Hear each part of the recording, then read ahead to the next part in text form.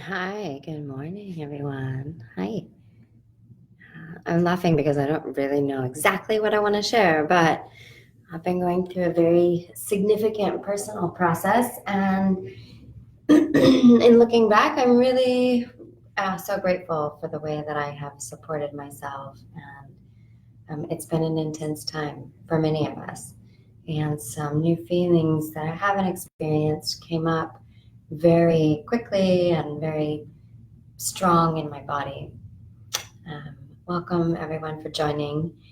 It's Honeybee Henderson. It's Wake Up Wednesdays on a Thursday because, well, why not?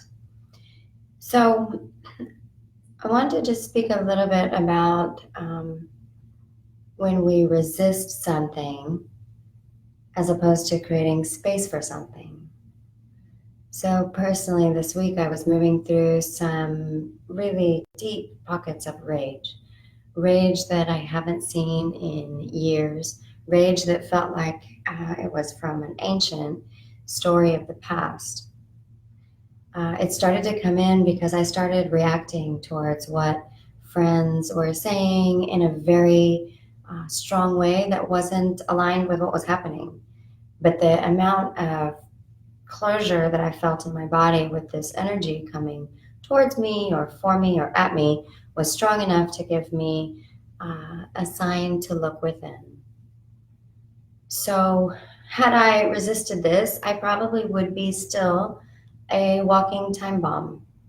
And the person on the other end of the phone that's trying to help me with my return for something would probably get the brunt of my rage and my anger. God bless all those telephone operators because they do get a lot of our unresolved issues and feelings, because somehow it's easier to put all of this stuff on someone that we don't know and someone that's far away, as opposed to creating space for feelings.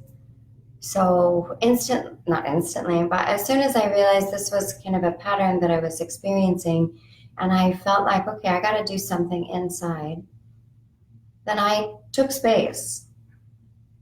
It's not easy to ask for space, especially when other people can't understand that you need to process something on your own. It can be very hard for another person. So, number one, if you're asking for space, if you're going through something and going through a trigger, in the most loving and compassionate way, you just ask for space. Listen, I need some space. I love you. I need to process this right now. And regardless of the other person and what they're feeling, if they're feeling like, no, I have to figure this out right now. This is it. This is the time. We need to figure this out because now I'm triggered.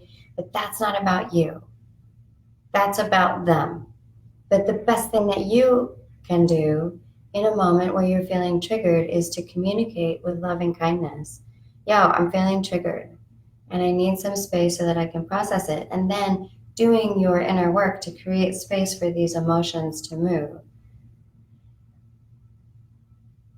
This anger and this rage for me is so deeply connected to sexual abuse trauma when I was a child. And I worked on this issue for 40 years. This happened to me 40 years ago. So cute. And in 40 years, I have done everything I know how to do to support myself and that little girl who went through that traumatic experience. And in 40 years, I have learned the value of compassionate self-forgiveness. I've learned to forgive myself, and I've learned to forgive and be compassionate for the young man who violated my boundary, my body. And I was surprised to see this level of intensity come up inside of me. And it scared me. This is a very real anger and rage flashing in the body, and sometimes you can't even see straight. And there's shame associated with feeling this way. There might be guilt in the way that you behave. There might be all these different feelings that come up around rage and anger that are, collectively, this is not something that people talk about. This is not something that people want to help you through, that people want to really put you aside and say, like, you deal with that. Even the ones who are closest to me have not been able to hold me in the way that I need to be held. And it's nothing to do with them. It's just the way that I need to be held is very specific at this time. And this rage comes up, and then there's shame and there's guilt for having these feelings, and they're literally just feelings. They don't make up who you are. Now, if I act out on them, then that becomes violence.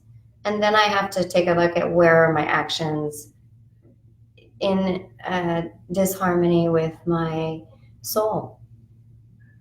But this level of rage and anger that has come up for me has been deeply intimate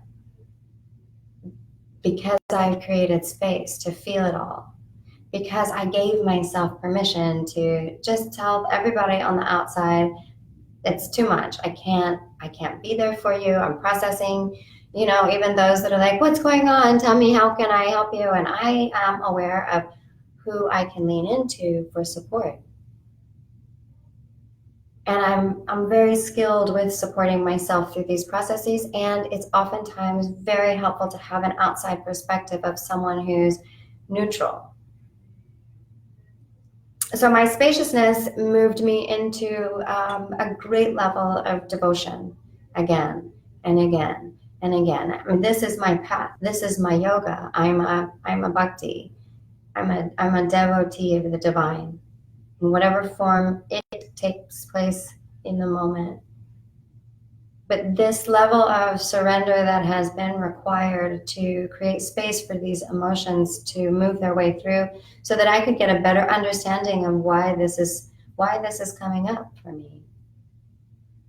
And I get to my knees and I pray. It sounds cliche and it's so true. There comes a level of intensity where I'm lost.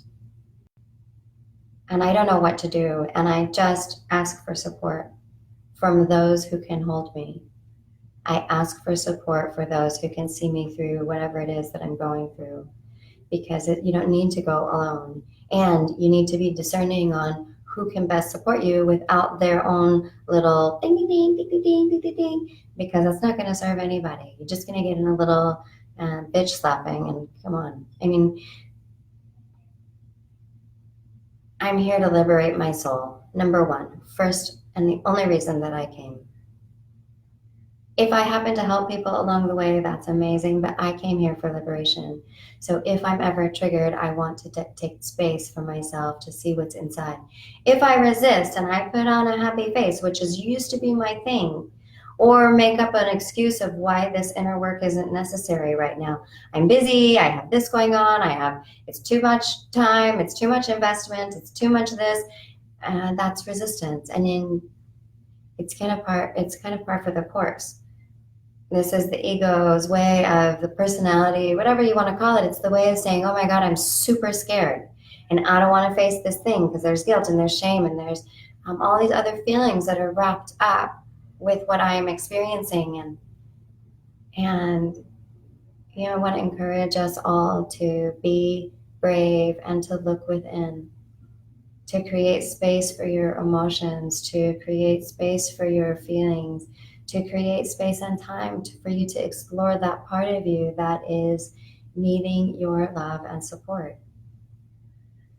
So for me, as I've unraveled this piece, two things happened, which was really beautiful. One, I created space for these feelings. A lot of crying, a lot of emoting, a lot of movement, a lot of hip circles, moving the body, moving slow. That's number one. Being with myself, being gentle with myself. The other thing I can't remember, but the first one is so important, be gentle with yourself. The other one is to make space for that younger part of you that is screaming out for your attention. Make space for that younger part of you that still has something programmed inside that somehow this feeling is not okay. because it's totally fine and it's part of the human tapestry to have all these emotions. And it's just showing where there's a discord where I can come back into alignment. But before I skip into coming back to alignment, the request of the soul or myself is to really love tenderly these parts of me. The other beautiful blessing that happened as I got down on my knees is I was able to use some of this energy yesterday in a very positive way. So we have a friend in our community that is I'm helping, and I want to support justice for him. I want to support him and moving through this passage and what he's going through at the hands of the community. It's like a full-on witch hunt, and it's really made me question and get curious of those who were involved in his process, and it created a lot of inner fire. So I'm not going to label it anger, but inner fire. And yesterday I was really able to direct this power that I've been feeling, this anger, and I was able to direct it in a really good way, making phone calls, calling to find out what's happening, what we can do. Let's be smart about this. Let's get this thing going. And this is the energy that I was so afraid of. So without a label of rage or anger, my little girl inside of me was deathly afraid of the amount of energy that I was feeling in my body. And this energy, when acted upon in an unconscious way, can come across as violence. And I want to really highlight that it is very important for us to take space to deal with these kind of emotions that are pouring through and not act unconsciously. If you're watching this, you know what I'm talking about.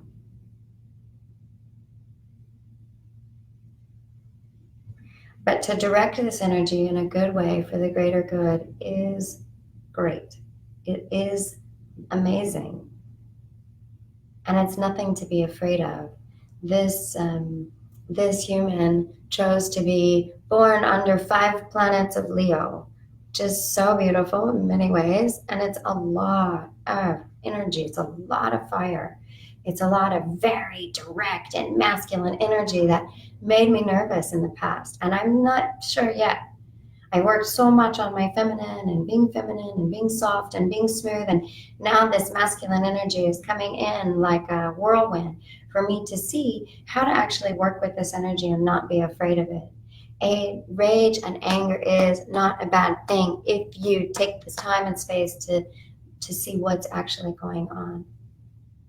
And as you take the time to see what's actually going on, then it lightens. It starts to unhook itself. So, I hope this is helpful. If you guys have any need for support, I'm just about ready to offer support again. I probably need a couple more days just to integrate all that I've learned. But I'm always here to explore. I'm here for liberation, which means that if I feel triggered, it's a sign for me to go inside and to free myself. This is my work for the last 15 years, and I've seen it with other people, and I'm not immune to it. You know, for all of these teachers and facilitators that are coming online saying, I have the answer, it's amazing, and I want to see how they're living in their own day-to-day life.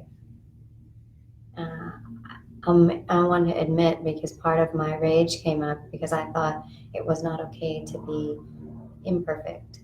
Such a sweet little part of me wants to be perfect all the time, wants to show up and be, I'm this, and it's okay if I'm not. And a woman that came to the women's retreat said, you know, you really, it's a delicate balance because I was sharing a lot of my personal process and how I've moved through things. And I was in process as I was sharing some things with them. And she said, wow, as a coach or a facilitator, like it's such a fine line to share, you know, what things I'm going through. And I'm the first to say, my God, I'm not perfect. And I'm working on myself every day, just like you guys. Of course, this is my focus. this is my primary focus, is myself and helping others be free. It's mostly to free myself. And if I can help someone outside with my process and my pain and my suffering, if I can help alleviate something for someone or give perspective that is not able to be seen, then I want to do that too. But it all comes in this place of spaciousness.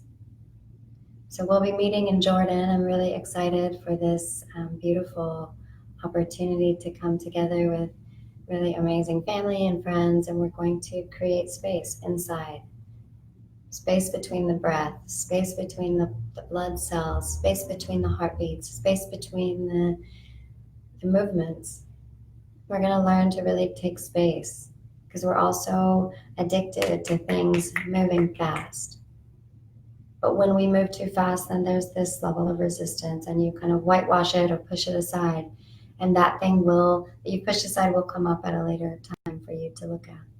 So I hope this Wake Up Wednesday is helpful on a Thursday.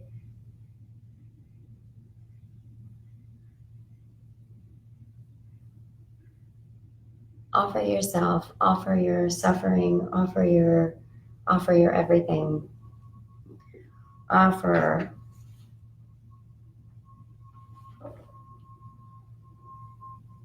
it's like, so for me, I go to the Bhagavad Gita when I need support, when I need like hard life lessons. I'm fully respecting so many people on the planet that are doing good work, and I need to dig in deep within. So it's kind of fun. It's so fun for me, actually. It's so odd to be watching this thing as it's moving through my body and just to be like, whoa, that's intense. Wow, you're really feeling it.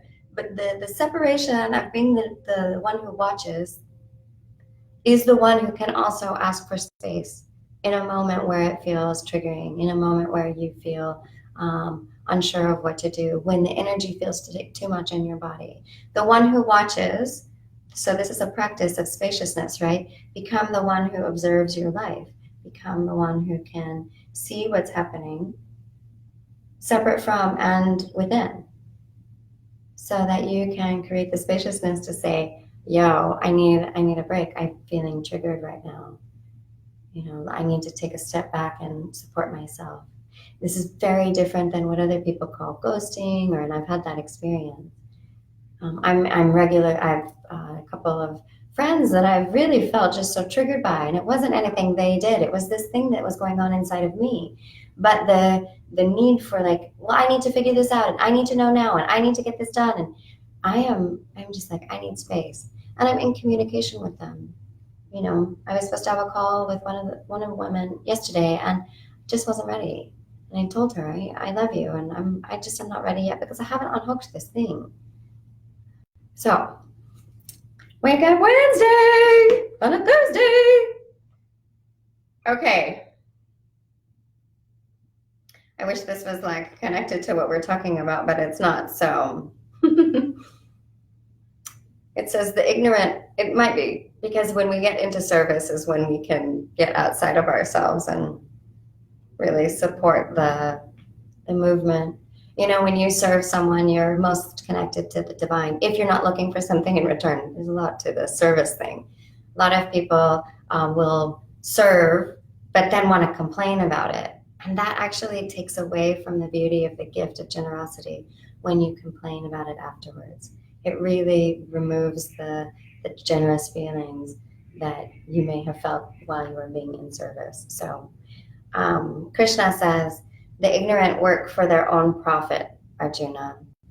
The wise work for the welfare of the world, with thought for themselves, without thought for themselves. By abstaining from work, you will confuse the ignorant who are engrossed in their actions.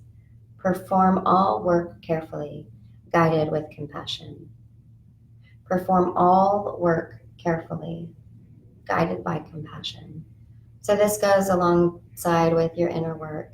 Be compassionate to those parts of you that are screaming out for attention, that are feeling triggered or feeling down. I'm noticing a lot of clients and friends also talking about moving through this very deep, dark place. Compassion, compassion, compassion, and space. Space, space, space, and compassion. Be gentle with yourself. I see you guys are writing something amazing. I'm so grateful, but my eyeballs can't see that far. So I love you for connecting and reaching out. Let's see. The reading was so perfect. Oh, great. Well, then that was for you. Anger is a touchy hip circles to the rescue. Yeah, hip circles, right? Like, it's no joke, you guys. This is where all these emotions are stuck.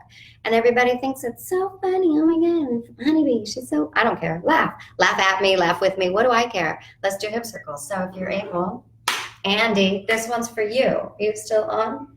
We're going to do some hip circles.